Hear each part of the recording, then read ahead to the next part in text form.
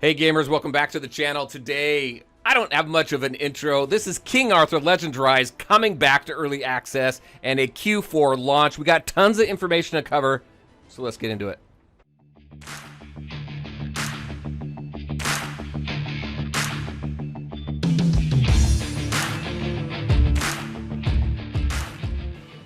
All right, and welcome back. We've been getting a ton of information over the last week, and I've been waiting for all of it to roll out to share with you because there's so much here to go over, and I did want to condense it all into a single video. As you know, this game has been shut down for several months. It is now coming back next week. You can pre-register on the site. You can also join early access. I'll give you the information on all of that. Very cool stuff here. I'm excited to see what they've done with the game beyond what they've shared so far. So if you're brand new to the game, I'm going to give you some insight into what you can expect. If you are not new to the game and you've played this before in the various betas that go all the way back to 2022, then you are going to see some massive changes to this game. So let's go ahead. Let's talk about it really quick here. This is the main site. I'll have all links in the description below, so definitely check it out. But off of the main site here, you can hit this. You can go to pre-register here, put your email address in here, select the platform that you're going to have. But we got some nice rewards here. We got some summons, some stamina, some gold, and some crystals.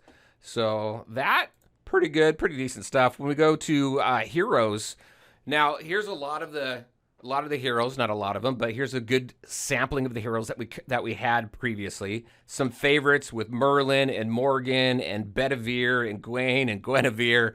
But also we have a couple new characters that we did not have in previous betas.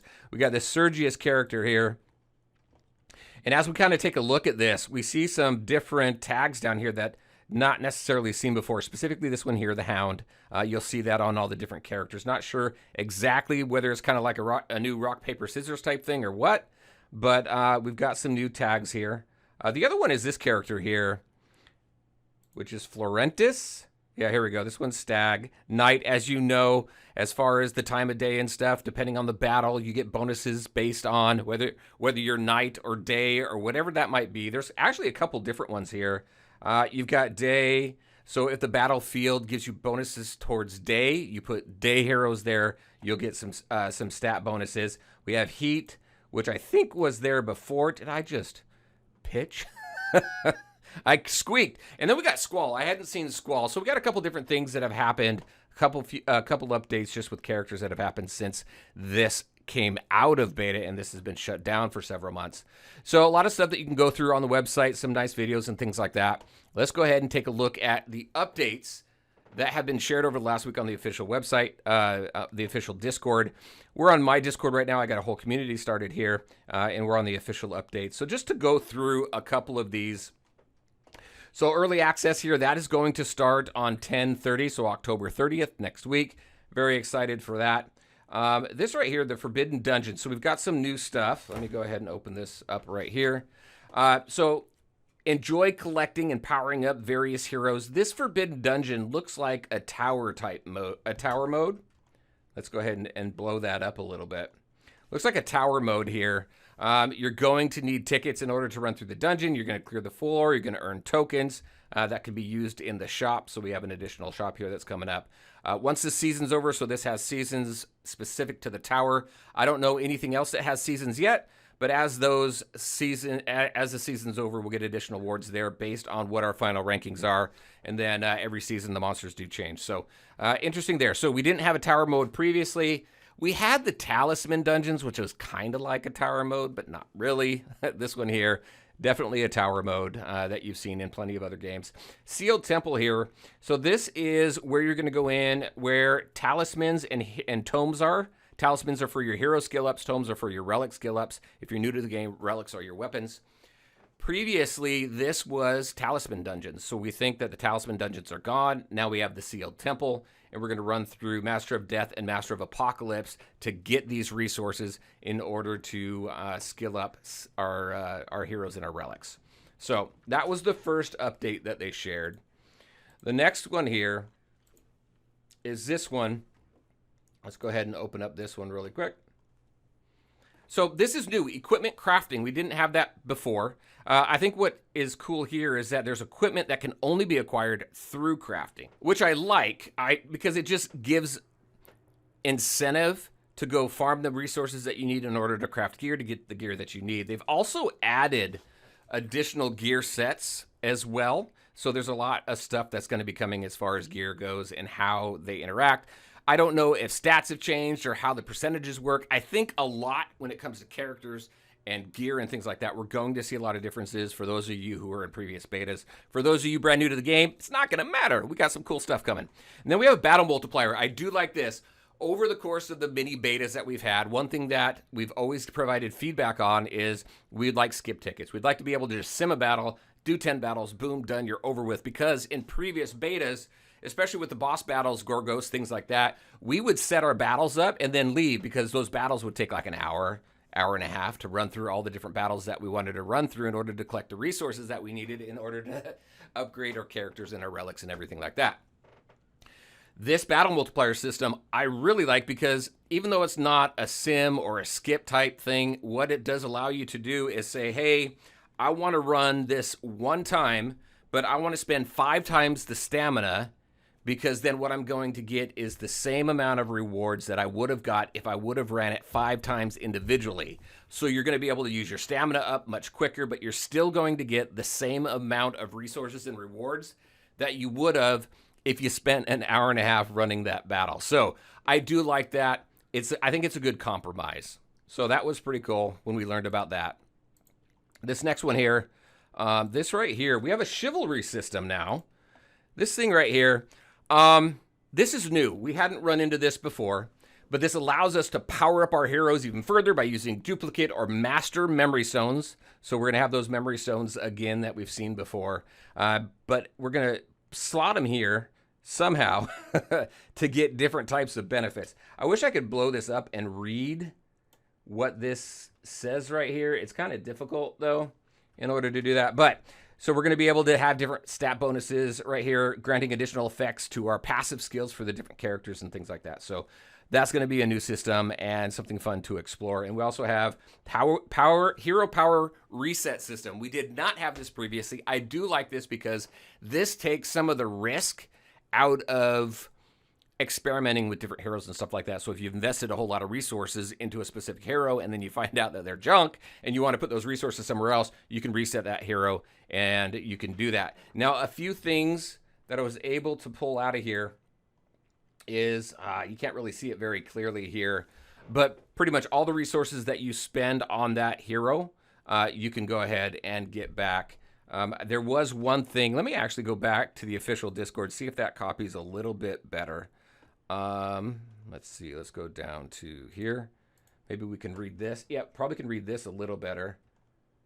So level advancement, awakening, and passive skills are all reset. The reset hero earned XP will be converted into experience potions.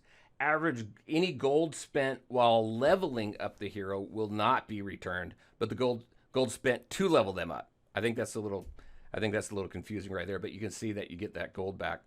And then chivalry values do not reset, so just keep an eye on that. Chivalry, whatever you spend there, and then all returned items will be sent to your, I'm assuming, to your inbox.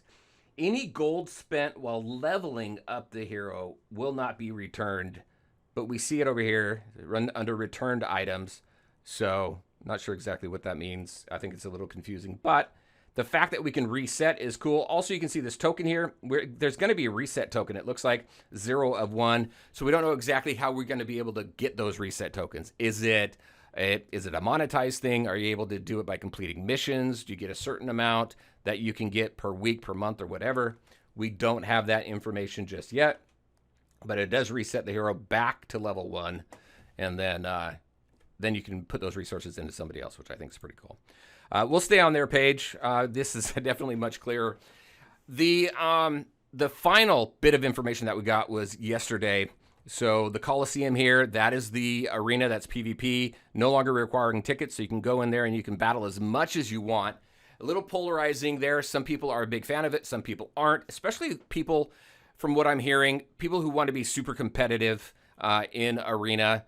It's not necessarily a good thing because you got people just sitting there battling like all day long without any tickets or anything like that. So people who can afford more time spent in the game are going to float to the top a little bit quicker for than those who have a limited amount of time in the game. So I can understand that. At first I didn't, but I can understand that. So that's good or bad depending on how you view Arena. I'm not a huge Arena or PvP person. I'll go in there and I'll play it because there's missions and quests and rewards and things that you can get, but it's nothing that I've really ever been super competitive about.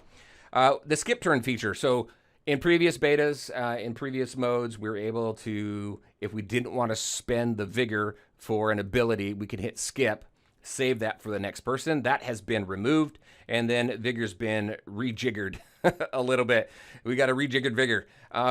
So our main skill, skill 1, doesn't cost any vigor. It actually charges your vigor 1. Your skill 2 is going to consume 2 vigor, and then skill 3 is going to consume 3. It doesn't tell us how much vigor that we have. Is it the 5 that we normally have or what? Again, all of these questions will be answered for us next week once we start early access. Clan level improvements. It says, provides a buff to the amount of gold and experience acquired in battle according to the clan's level. It doesn't say anything about a clan shop or the additional benefits that we got from being in a clan. So once the game comes into early access next week, we'll have more information on that. Relics shop and summon shop. These have been separated. So now you have heroes that can be summoned out of the common and the special summons, and then relics that can be summoned through the elements summons menu. We saw that before the game went dead. So not a big issue there. This is a big change here. So main story and adventure has been improved, they say. So you have the campaign, which is the main story, which is you're going to run through different nodes, farm the different nodes for the different gear and things like that you can do in the different hard modes. Then what you have is the adventure mode. That's the map mode where you're going to run through the map and you're going to collect, you're going to do missions and collect keys and get chests and resources and try and find everything. Though that's like the long-term completionist's goal, right? Now, previously, if I remember correctly, after you complete the first campaign node, then it would go into adventure. You'd have to complete adventure, and then it'd open up the next campaign, and then it'd go back and forth all the way down. Now, what's going to happen is adventure doesn't unlock until main story chapter 5. So you're going to have to run through 5 chapters first, and there's 10 chapters total. You're going to have to run through 5 chapters first, and then you can start the adventure mode. So it really just depends on how quick you want to run through adventure, or how quick you want to barrel through that campaign. You would just want to run through the campaign as quickly as you can, then go back through adventure, take your time through there. It really depends on how much time you have and what your goals are. And then we have the restricted areas power-up dungeon material obtention adjustments. Now that is a title for you, right? So basically, that title just says, hey, here's all your boss battles and the different things that you're going to get from those boss battles, and we've rejiggered them as well. So Plain of Beasts, that's where you're going to get your hero advancement material. Burning Land, that's Gorgos, is now gold and hero experience. That used to be Tiger, I believe, which is the Tarask of storms down here. Hero advancement material, I believe, was Gorgos before. Now it's Penvid. He's the pig, and he was difficult. He would do like stun after stun after stun. It was irritating. So hopefully we see some nice improvements to the boss battles for these power-up dungeons. So that is it right there. That's everything that they shared with us this week. A lot of stuff, like I said. Let's go back up to the very top here. So that's this part here where they're sharing new information all week this week. We have early access starting on 10:30. If you want to know where, so on mobile, it's Canada only. So just a heads up there. I believe that was the same case prior. Canada only, maybe not. There's probably some other regions. But there's also going to be the PC Netmarble launcher. So it looks like they've gone away from Steam. So the Netmarble launcher, that's going to be global, except for South Korea, Japan, Vietnam, and Afghanistan. So you can play through that. You can get started early as well if you don't live in Canada for mobile. So there's a way to play, as well as some other ways. But anyway, that's everything King Arthur, Legends Rise. Very excited to get back into the game. This game, like I said, has been in some sort of beta, early access, whatever you want to call it, for the last 2 years. I started back in November of 2022. I really enjoy the game. I don't see anything in the game that would prevent me from jumping in here and start churning out content again. So I'm super excited to get into that as well. It's supposed to launch in Q4. I'm expecting the early access is probably going to be 4 to 6 weeks long, and then we're going to see global in early December. That's just my thoughts. We'll see what happens. But very curious on your thoughts. What do you think about the game? Those of you who have not played it yet, are you excited to play it? Or you want to check it out? And if you have played it in previous betas, what do you think of all the different changes and everything that we just went over? All right, everybody, that is what I had for you. As always, I want to thank you all for taking the time to watch the video. If you liked it, make sure to hit that like button and share your thoughts and questions in the comment section below. Take care, everybody, and we'll talk to you next time.